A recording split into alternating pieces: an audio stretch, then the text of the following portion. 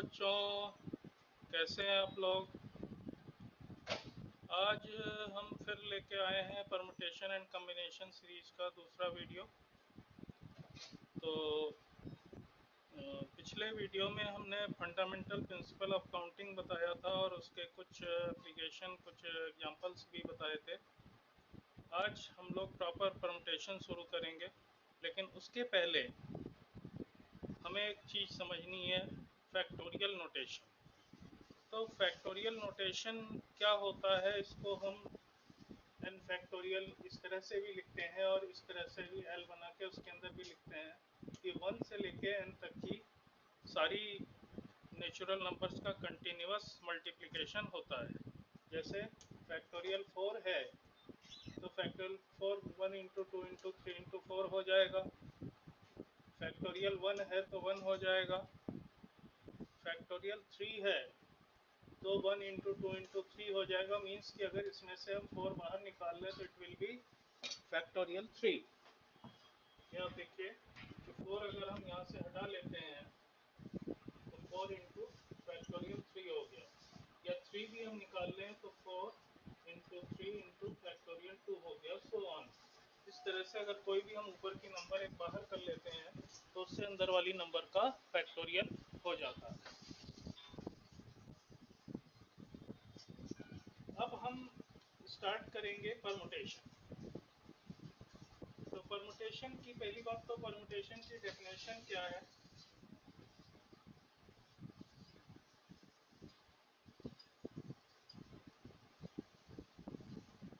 इसको हम डिफाइन कैसे करेंगे वो आप देखिए।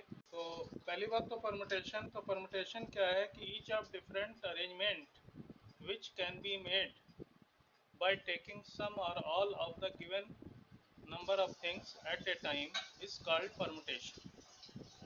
अब इसको हम डिनोट कैसे करते हैं उसको आप देखिए। इसका सिंबॉलिक डिनोशन जो होता है वो होता है एन आर, कि अगर कोई एन थिंग्स हमको गिवन है उसमें से आर थिंग्स लेके हमें परमुटेशन बनाना है तो we denote it by n p r. And n p r, या इसको हम इस तरह से भी कह सकते हैं पी एन कोमा आर, ये भी इसका सिंबल होता है। दोनों तरह से हम डिनोट कर सकते हैं।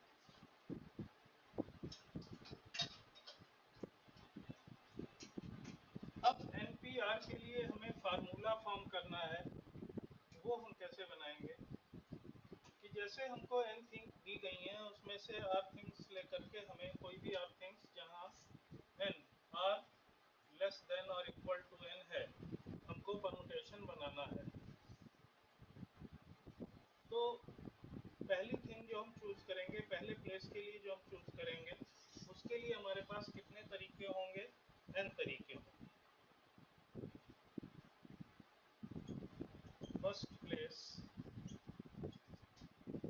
Can be filled in n ways। अब एक चीज हमने रख दिया तो अब हमारे पास कितनी चीजें बची, n-2 बची। तो इसलिए सेकंड प्लेस के लिए can be filled in n-1 ways। Similarly third place can be filled in n-2 ways। तो if we move ahead in this manner तो लास्ट में हमारा कौन सा प्लेस बचेगा, rth प्लेस। तो therefore rth place can be filled in. अब जब देखिए यहाँ थर्ड प्लेस था तो 2 आया, सेकेंड प्लेस था तो 1 आया, तो rth प्लेस में क्या आएगा, r-1 आएगा। बट n में से r-1 को हम माइनस करेंगे तो ये क्या हो जाएगा, n minus r plus 1 base. तो जो हमारे टोटल नंबर ऑफ परमुटेशन होंगे वो इन सबके मल्टीप्लिकेशन हो जाएंगे, तो उसको आगे अब देखिए हम करके दिखाते हैं आपको। तो अगर हमें परमुटेशन बनाना है या परमुटेशन का फार्मूला फॉर्म करना है, permutations of r things out of n things where r is less than or equal to n। तो इसको हमने आपको पीछे बताया कि इसको हम किससे डिनोट करेंगे, n p r से या p n r से। तो इसकी वैल्यू क्या हो जाएगी, अभी हमने बताया कि फर्स्ट प्लेस के लिए n तरीके, सेकंड प्लेस के लिए n-1 तरीके, थर्ड प्लेस के लिए n-2 तरीके, और ये पैटर्न हमारा इसी तरह से चलता जाएगा कहाँ तक, भारत प्लेस के लिए n-r+1 मेथड्स हो जाएंगे, वेज हो जाएंगे। तो इनको सबको हम प्रिंसिपल ऑफ काउंटिंग यूज करते हुए मल्टीप्लाई कर सकते हैं। लेकिन अगर इसे हमें फैक्टोरियल नोटेशन में बदलना है, तो यहाँ आप देख रहे हो लास्ट टर्म n-r+1 आया है, तो इससे छोटी नंबर क्या होगी, n-r होगी। तो हम आगे इसको कंटिन्यू कर दें, ऐसे n n-1 n-2 dash dash n-r+1, इसमें हमने एडिशनल और मल्टीप्लाई कर दिया n-r n-r-1 n-r-2, एंड ये कंटिन्यू करते करते हम कहाँ तक चले जाए, 3 2 1 तक। लेकिन ऊपर हमने ये एडिशनल इतना मल्टीप्लाई किया है, तो इससे हमें डिवाइड भी करना पड़ेगा, अदरवाइज इसकी वैल्यू चेंज हो जाएगी। तो हम किससे डिवाइड करेंगे, n-r n-r-1 dash dash 3 2 1, and this is factorial of n-r from definition of factorial, and this is factorial है। तो ये कन्वर्ट होके क्या आ गया, factorial n upon factorial n-r। तो ये हमारा फार्मूला बन जाता है n पी आर या p n r का factorial n upon factorial r। अब इसमें कुछ स्पेशल केस भी हम ले सकते हैं,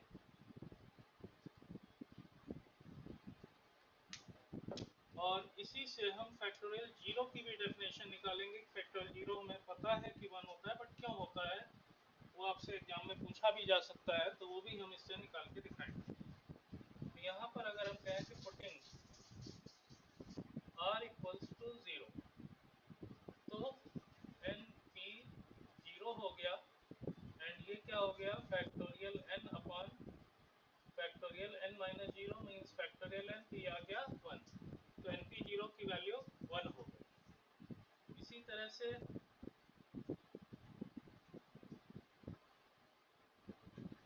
putting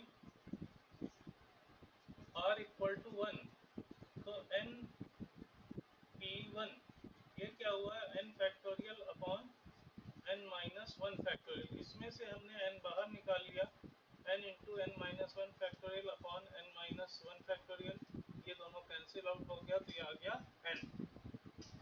similarly we can see कि np2 ये क्या हो जाएगा, n इंटू n-1 हो जाएगा, मतलब जो नंबर नीचे है उतने फैक्टर आएंगे, 1 है तो एक फैक्टर आया, 2 है तो 2 फैक्टर आए। ऐसे ही np3 अगर हम करने जाएंगे, तो n into n-1 into n-2 हो जाएगा। Now factorial zero, factorial zero को हम कैसे डिफाइन करेंगे, we know that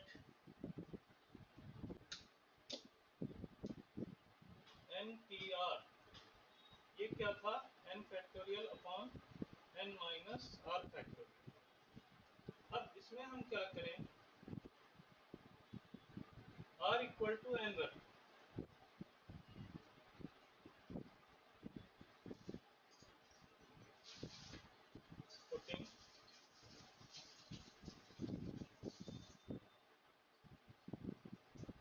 r equals to n। तो n p n ये क्या हो जाएगा, n factorial upon 0 factorial. But we know कि अगर हम n में से n चीजें लेके बनाएंगे तो लास्ट में हमारे पास एक ही ऑप्शन बनेगा, मतलब ये फैक्ट ये आएगा इसका कि इसकी वैल्यू n p n के n में से n को सबको लेके अगर हम परमुटेशन बना रहे हैं तो ये हमेशा क्या होता है, फैक्टोरियल n होता है। तो n factorial upon 0 factorial equals two factorial n हो गया। तो इसको हम इधर मल्टीप्लाई कर दें और इसको इधर डिवाइड कर दें तो फैक्टोरियल 0 की वैल्यू क्या हो गई, n factorial upon n factorial. But ये दोनों कैंसिल आउट हो जाएगा, 1 हो जाएगा, इसलिए फैक्टोरियल 0 की वैल्यू क्या हो गई, 1 हो गई। तो इस तरह से फैक्टोरियल 0 की वैल्यू हमने निकाली।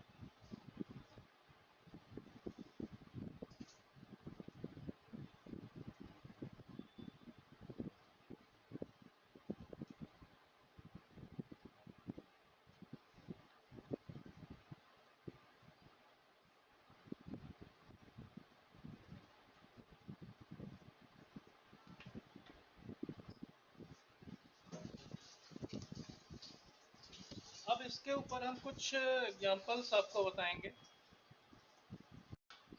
तो ये हमने क्वेश्चन देखिए लिया है, how many ways permutations of 10 things taken 4 at a time will when one thing always occur, और दूसरा है कि never occur। तो if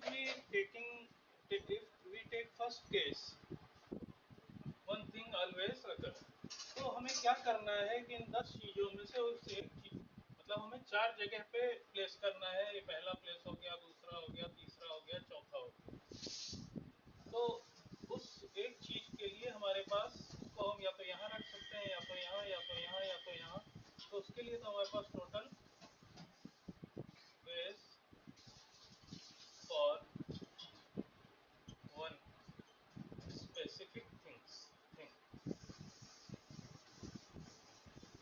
ये क्या हो जाएंगे, 4। अब हमें बाकी बचे 9 थिंग्स में से 3 लेनी है।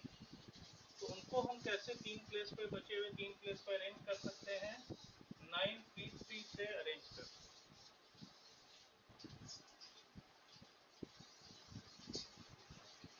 रिमेनिंग